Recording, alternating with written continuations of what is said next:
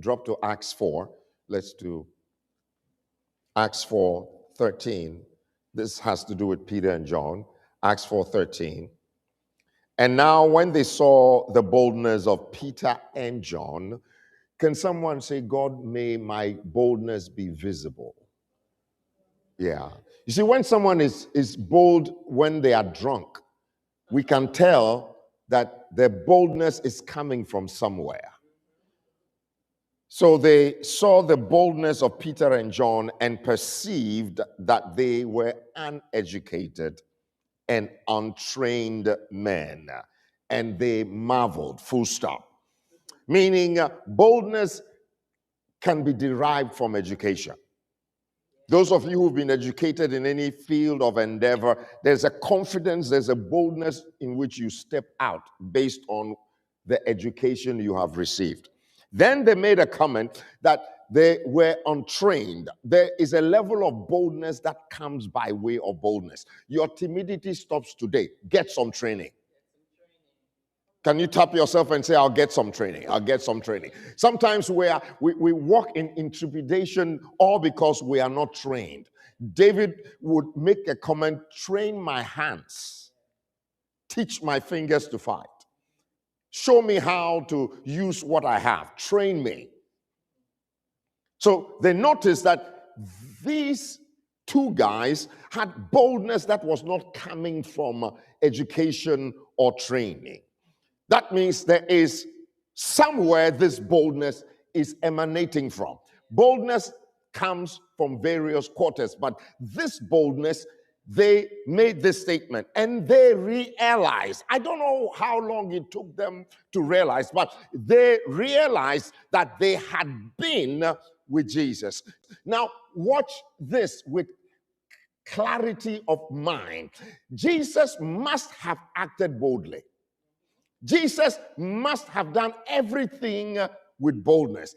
Jesus must have been this bold, audacious individual, not gentle Jesus Mickey Mouse. He was bold to whip guys out of the temple. He was bold to tell demons to leave. He was bold to tell someone who was blind, you can see. He was bold to command life to be returned.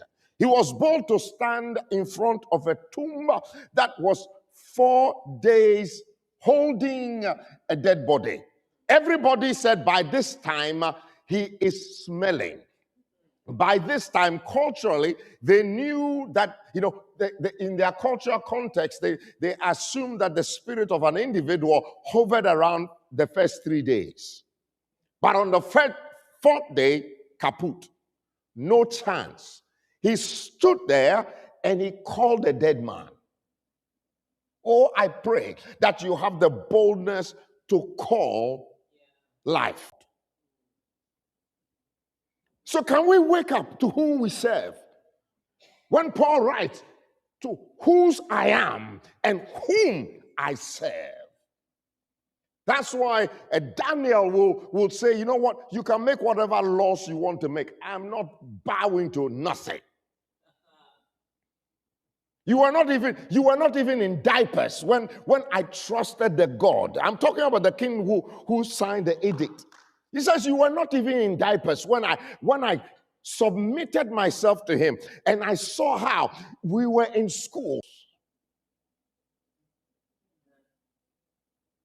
You see, it will take boldness for Peter and John to look at a 40-year-old problem and decide to change it.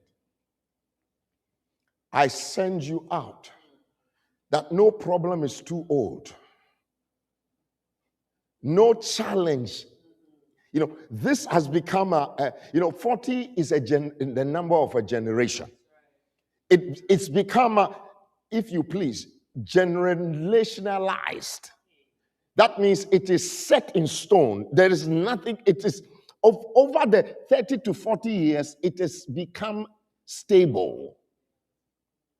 But God, one day, can decide, I'll change the story. And He's looking for men and women, boys and girls who will be part of this adventure of seeing that there is a miracle that is needed urgently. And I kid you not. So at the end of the day, you know what God does? God assures me, I will defend you. God assures me that all you need to do is raise an objection. And that day, I remember I did not even pray. I was so vexed in my spirit, I was crossing the red lights. My wife said, "What's wrong with you? Hold up. That night, that child nearly died." Listen, are you ready to walk with God or not? Are you interested in the God that does miracles or not? We're not talking about pedicake here. We're not talking about, this nice and no. I fear God. Can someone lift their hands and say, "We want to walk with you"?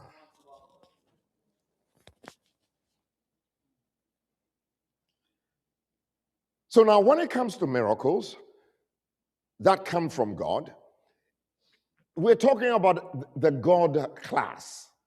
His ability to interfere, his ability to insert himself, his ability to make that which is the natural projection of a thing be altered.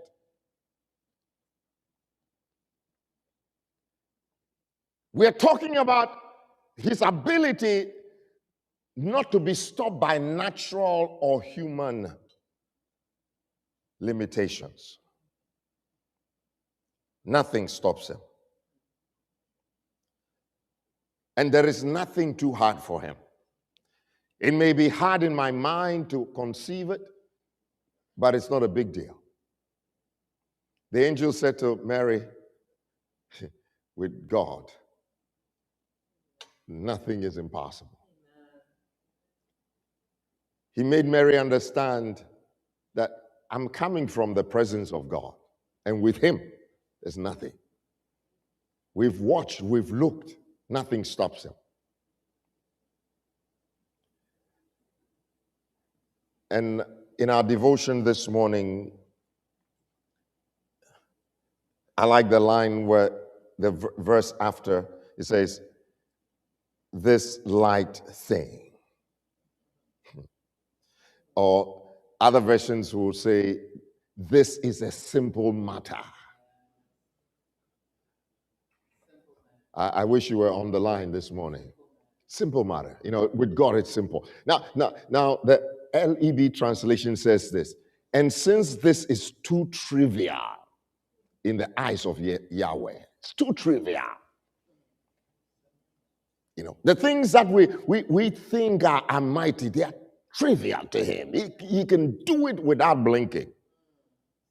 Now, you see, and this version didn't say only that. He says that this is too trivial in the eyes of Yahweh, and he would also give Moab into your hands. So they were in need of a miracle, but God says, I know how to top up.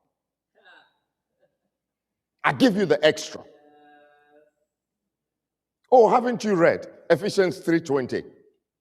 How now to him who is able to do exceedingly abundantly to above 3, all that we can ask or think according to the power that is at work in us. So there is a power that is at work in you. There's a dunamis that is at work in you.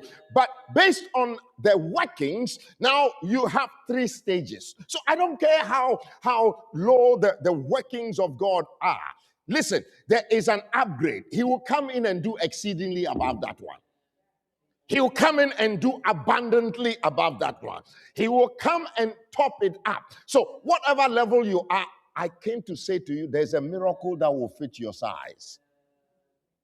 There is a working of God that will fit your size. Now, can I read from the Passion to you? "Never doubt God's mighty power to work in you and accomplish all this. He will achieve infinitely more than your greatest request, your most unbelievable dream, and exceed your wildest imagination. He will outdo them all, for his miraculous power constantly energizes you. My God, there is a power that is at work, and at whatever level it is, he's saying, I will go above it. Come on, come on, come on, listen to me. You are more powerful than you give yourself credit for. And I'm talking about the power of God that is at work. And all you need to do is say, miracle needed here, urgently. Or somebody needs to carry the sign on their chest. Miracle needed here, urgently.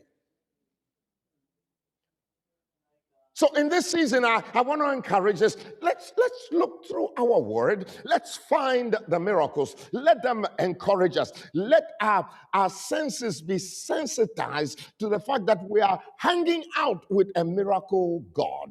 A God that does miracles all the time. Miracles that would affect nature. Miracles that would temper with provision. Miracles of judgment. Miracles of communication. Miracles of affliction. Miracles of healings, deliverances, exorcisms, resurrections, name it. From floods to conceptions to rods becoming snakes, rods becoming instruments of power. He would enter into Egypt and do consecutively 10 miracles to emphasize that I am the God. Listen, now that I talked about the 10 consecutive miracles, can I just titillate you with one of them? Exodus 10, let's look at 21. Exodus 10:21. And I'm convinced that there is a miracle that would inspire me at any given junction in my life. All right? There's someone who has encountered a miracle that serves as a testimony to inspire me. Just like the woman with the issue of the blood. She heard. That means somebody else's testimony became the bedrock on which she said, if I can touch him. May your miracle stir up miracles in your village. May it stir up miracles in your community.